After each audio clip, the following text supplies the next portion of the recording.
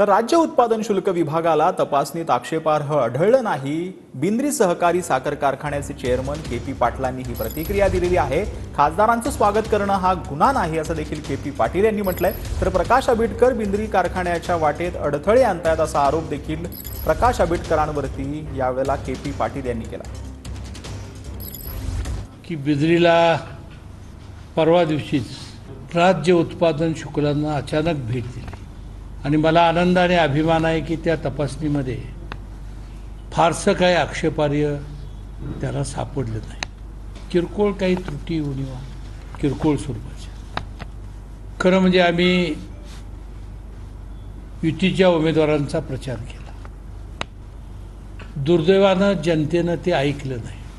निर्वाचित झालेल्या खासदारांचं स्वागत केलं हा काय माझा गुन्हा नाही।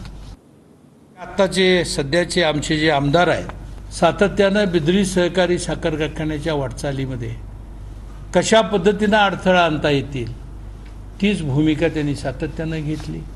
आता खरं म्हणजे के.पी. पाटलाला काय अडवायचे ते अडवल्याबद्दल माझी काय तक्रार नाही, पण ही सार्वजनिक संस्था आहे। 65,000 ऊस उत्पादक शेतकऱ्यांच्या मालकीची ही संस्था आहे आणि आता सुद्धा त्यांची हीच भूमिका चाललेली आहे की 65,000 मताधिक्य छत्रपतींना मिळालं, त्यांच्या पायाखालची वाळू घसरू लागलेली आहे।